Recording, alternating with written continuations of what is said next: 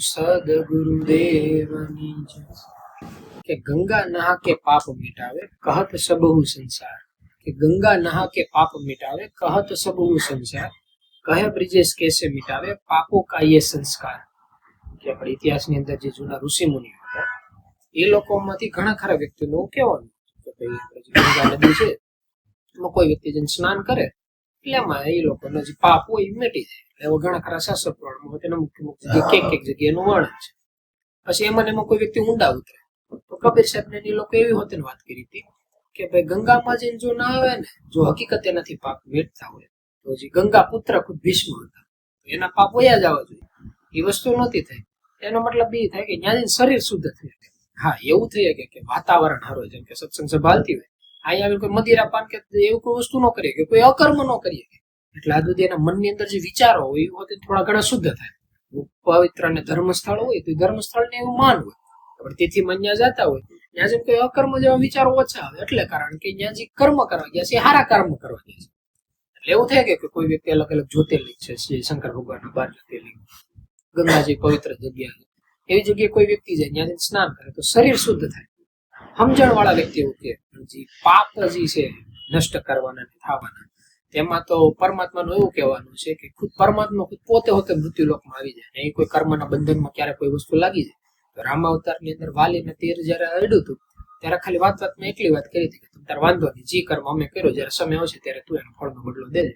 તો હકીકત કૃષ્ણ અવતારનો સમય આવે ત્યારે ઓલા લોકો પારધી બનીને ભૂગી જતા અને કૃષ્ણ ભગવાનનો જે અંત હતો ત્યારે એના થકી થયો વસ્તુ નિમિત્ત બની પણ તો તેને માની લે કારણ કે બહારના વ્યક્તિ કેવા છે ને છટકબારી કંઈક મળે ને તો એ સાંભળવામાં સારું કારણ કે એટલા બધા વ્યક્તિ ગંગામાં હકીકત ના આવવા દે છે એટલે આપણે કોઈની શ્રદ્ધાને ઠેસ પુગાડવાની વાત નથી કરતા પણ 2 મિનિટ માની હોતે લઈ હકીકત એવી કોઈ જગ્યા છે કે જ્યાં કોઈ વ્યક્તિ ડૂબકી મારે સ્નાન કરે ને એને જેટલા પાપ કરેલા એના બધા ઝીરો છે એકે પાપ ભોગવવાનો એટલે એ વાત કરીને કહે છે કે કદાચ આખો સંસાર એવો કહે છે ગંગાની અંદર નહીં ને તો પાપ નીકળે છે કદાચ ચાલો હકીકતી પાપ ભોગવે હોતે લીધા પણ એથી એક મોટી વસ્તુ છે એ કઈ વસ્તુ છે કે જે આપણે આગળના સત્સંગની અંદર વાત કરી હતી ત્યારે કર્મની વાત થઈ હતી એના ફળની વાત થઈ હતી જે પાપની વાત થઈ હતી ત્યારે એવું થયું હતું કે એક તર પ્રારબ્ધ હોય એક તીવ્ર હોય ને તર તીવ્ર પ્રારબ્ધ હોય 3 પ્રકારના કર્મ હોય અને 3 પ્રકારના કર્મ ભોગવાઈ જાય ને એટલે કર્મનો જે બદલો હોય ચૂકવાઈ જાય એટલે આ પહેલો સ્ટેપ છે।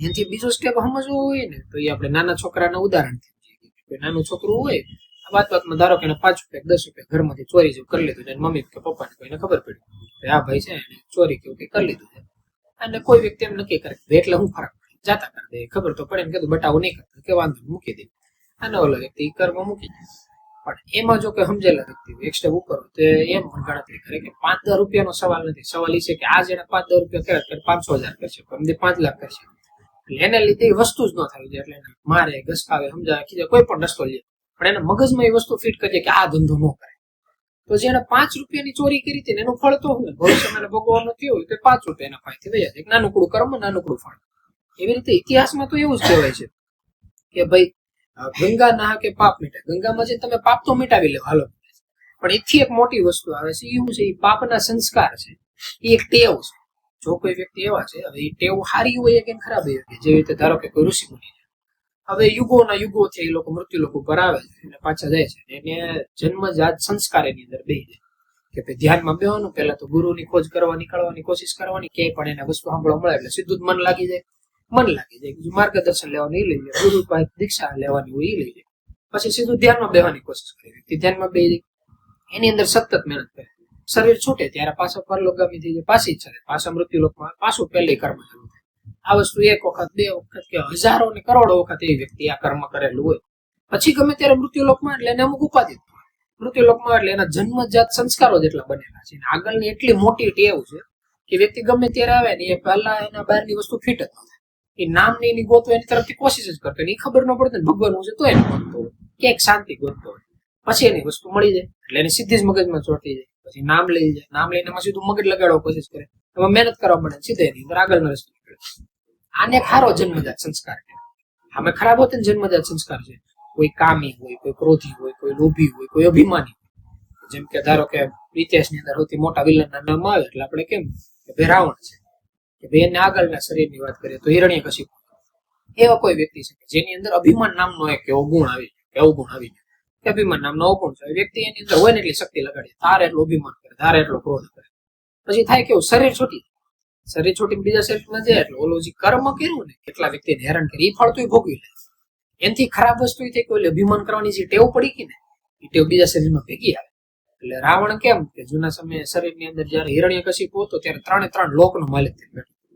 પછી રાવણ આવ્યો હતો, રાવણ પાસે નાનીકડી લંકા હતી, એની સિવાય હિરણ્યકશિપુ હતું, યુદ્ધમાં કોઈ હમો હેરો નહોતો. રાવણના ઇતિહાસમાં ઘણી વખત એવું લખેલું બધા કે સહસ્ત્રાર્જુન બધા એની સામે હારી ગયો. એની સિવાય બાલી હોય તો બાલી એને હરાવી દીધો, એની સિવાય ઇન્દ્ર હોત એને એક વખત હરાવી દીધો. પછી એનો દીકરો ઇન્દ્રજીત યુદ્ધ કરવા જાય, ઇન્દ્રને હરાવીને આવે.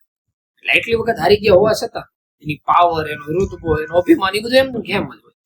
પછી ત્યાંથી શરીર બદલે એટલે અકર્મ કરે, કર્મના ફળ ભોગવીને કંસ થઈને આવે. તો કંસમાં કેવું બતાવે કે હાલતા ઘણી વખત એ સમયની અંદર જયારે લંકાજીની સોવણી લંકા બતાવે, મથુરામાં એની પ્રમાણમાં કઈ નહીં. એ આજુબાજુના રાજાઓ હોતે સંધિ કરી નાખે તો હોતે નજીક અકર્મ ભોગવાનો ભોગવી લીધું, પાછું શરીર છૂટે તો તેને જે અભિમાન છે ને એમને જ. અને જે આપણે રામદેવ પીર અવતાર વખતે જે ભેરો બતાવે એ અવતારો બતાવે કે નાનપણથી જે રાજપાટ હાથમાં તાજ રાજપાટ આખ્યા, એમ કરતા કરતા કોઈ આત્મા આવા જેનાથી આમાં જો આ તો આપણે વ્યક્તિનું ઉદાહરણ, હકીકત કોઈ વ્યક્તિ સાચા કે ખોટા કે ખરાબ નથી હોતું. આ તો ઉદાહરણ છે. એને જે કર્મ કર્યું ને કર્મ ખરાબ, એનું કર્મ આપણે કરીએ તો આપણે જ રાવણ કહેવાય. રામે જે કર્મ કર્યું એ કર્મ આપણે કરીએ તો આપણે જ રામ કહેવાય.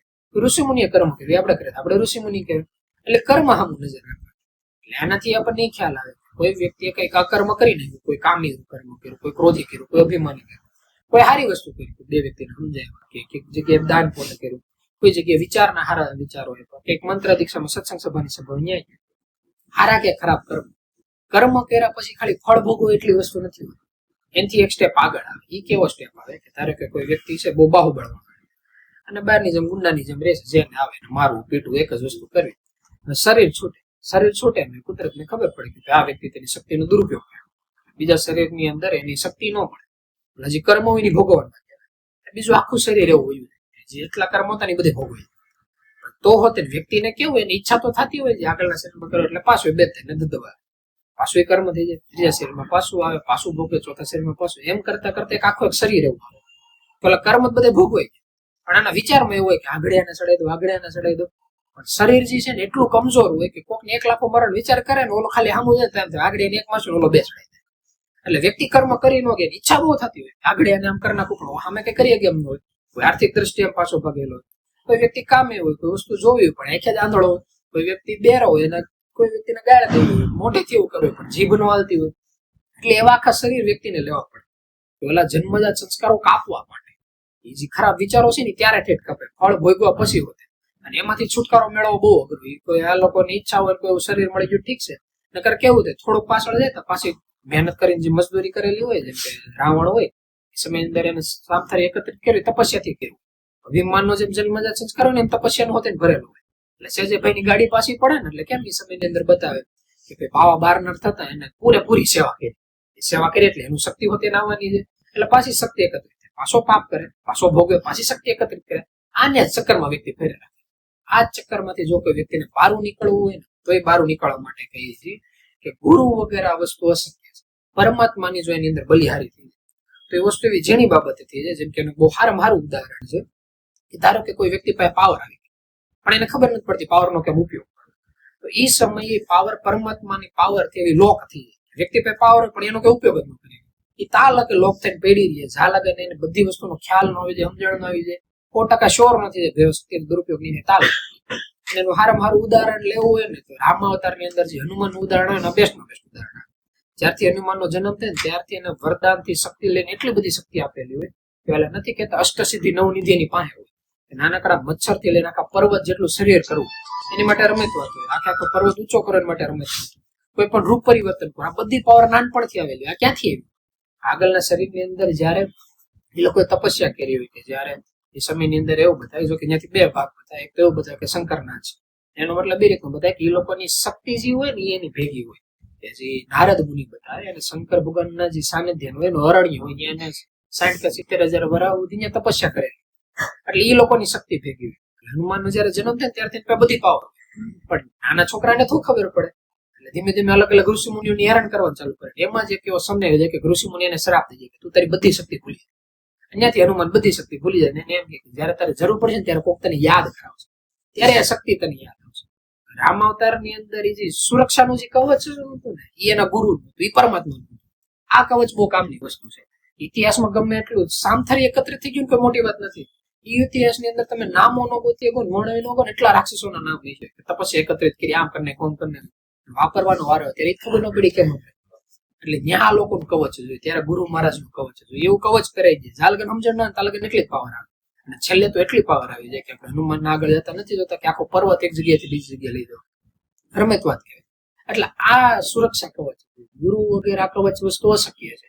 એટલે એવું કહેવાય છે કે આ જે મીટાવાની જે વાત છે, સંસ્કારો છે ને આની સિવાય નો મીટાવે. હવે સંસ્કાર મીટાવાનો તો બીજો રસ્તો ગુરુ મહારાજ તો આપણને મળ્યા છે. એવી કઈ વસ્તુ કરીએ કે જેનાથી જે જન્મજાત સંસ્કારો હોય ને મીટી શકે. જન્મજાત સંસ્કારો હોય ને એની શરૂઆત ત્યાંથી થાય, વિચારથી. કોઈ વ્યક્તિ કામી, ક્રોધી, લોભી કે મોહી હોય કે અભિમાની હોય, એનો સૌથી પહેલા વિચાર કરે ને પછી કર્મ થાય. કર્મ થઈ ગયું એટલે થોડો ભોગવવું પડે, એટલે પાછી ચક્કર ચાલુ થાય.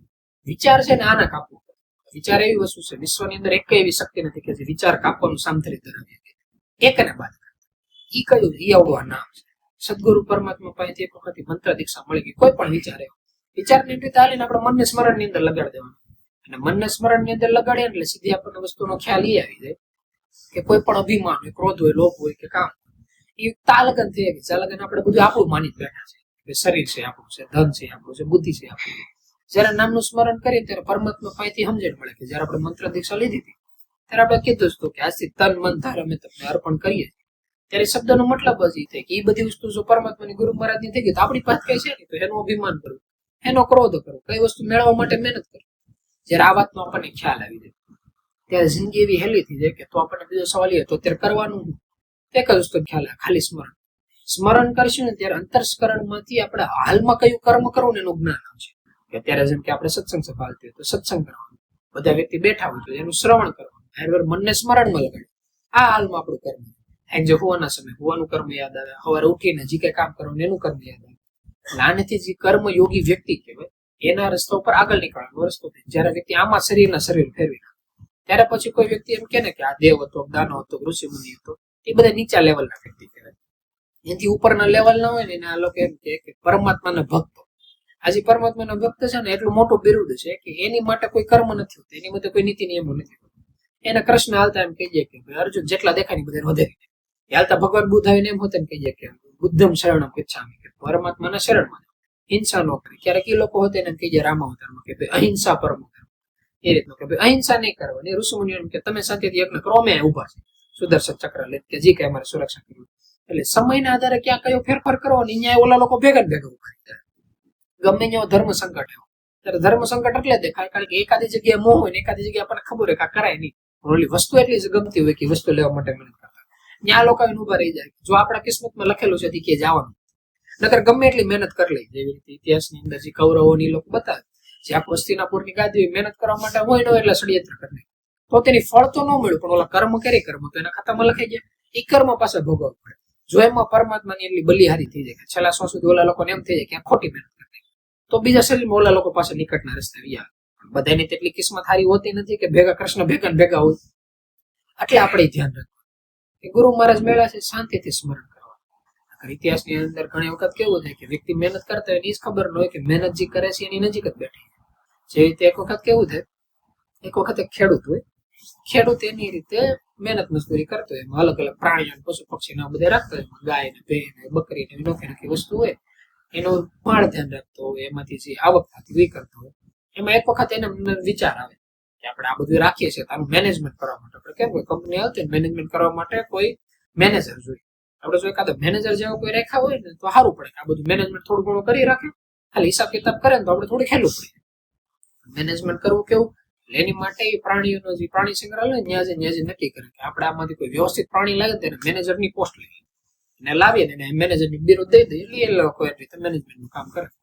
એને નક્કી કરે કોને રાખે, એને એક સસલું દેખાય જે સ્પીડમાં એક જગ્યાથી બીજી જગ્યાએ જતું મહેનત કરતું એવું, અને એક વાંદરા જેવું દેખાય વાંદરો. એટલે નક્કી કરે કે આ વ્યક્તિ હોશિયાર છે, આ વ્યક્તિ મહેનતુ છે, તો કામ કરે આ બેને લઈ અને આપણે આપણા ફાર્મ કે ખેતર છે ત્યાં લઈ જઈએ અને ત્યાં જોઈ કે એમાંથી કયા વ્યક્તિ આપણે મેનેજર બનવા માટે લાયક છે.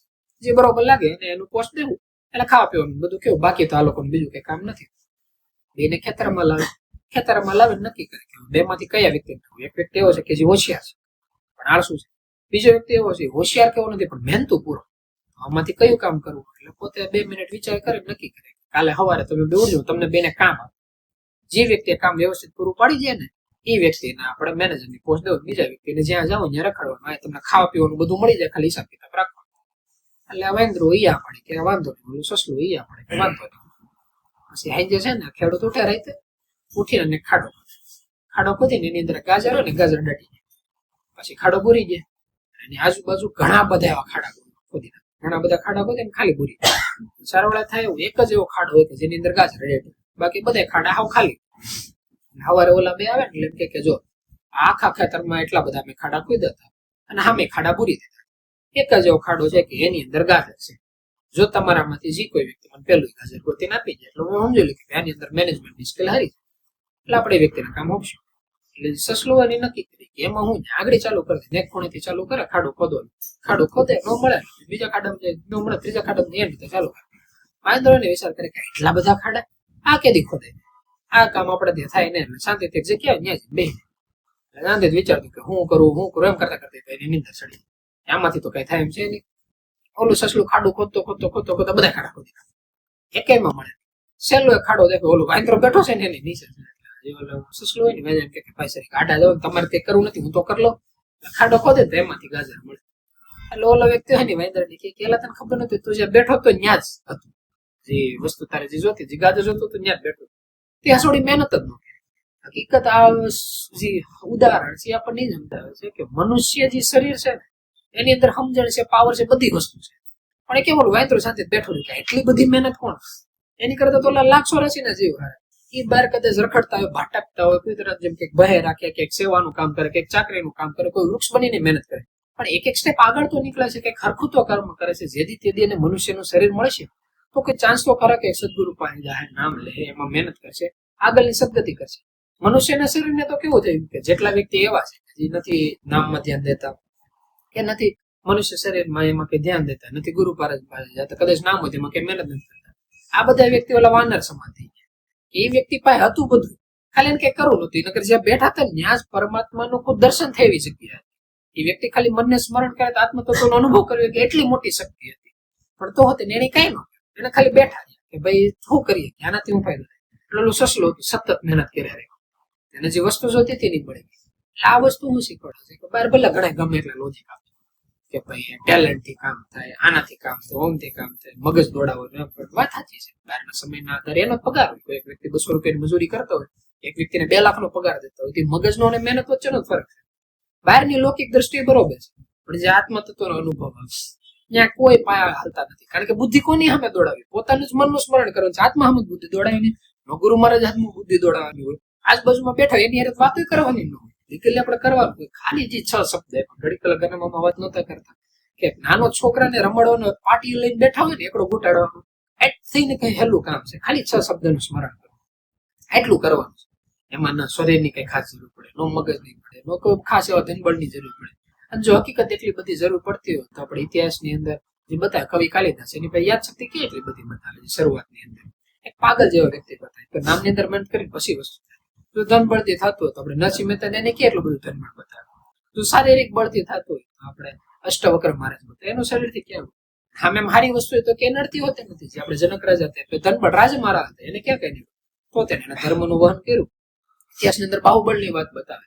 આપણે પરશુરામની લોકો બાહુબળમાં એમ કેવું કે વ્યક્તિ હાલે ને તો ધરતી ધ્રુજારી મારે, થોડીક સ્પીડ વધારે ને એટલું એનું સંભાળે તો તેની આત્મતત્વનો અનુભવ તો કરી જાય. ધનબળ થયું, આ શારીરિક બળ થયું. જો બુદ્ધિ બળની વાત કરીએ તો આપણે બિરબલ ને એ લોકો બતાવે કે પહેલેથી બુદ્ધિના બેતા જ બનશે તો તેને એ લોકો નામની અંદર મહેનત કરીને આગળ તો નીકળી જાય. એટલે આની જેવું છે કે વ્યક્તિને બાનું ગોતું હોય ને તો એને 1760 બાના મળી જાય. મહેનત કરવા માટે સસલા જેવી જિંદગી જોઈએ. આમે દેખાણો એટલે પછી ખાડો ખોદવા મળવાનો, અત્યારનો શ્વાસ નજરમાં એવું એટલે સ્મરણ કરવા મળવાનું. એની માટે તો જિંદગી જીવવાનું, એની માટે મનુષ્યનું શરીર લીધું. નકર આ બધું કરીને છેલ્લે તો કઈ હાથમાં આવવાનું જ નથી. એટલે એની જેવું છે સત્સંગની અંદર કે જયારે આપણને એમ થતું હોય કે હું કરું, ત્યારે ખાલી મનને સ્મરણની અંદર લગાડવાનું.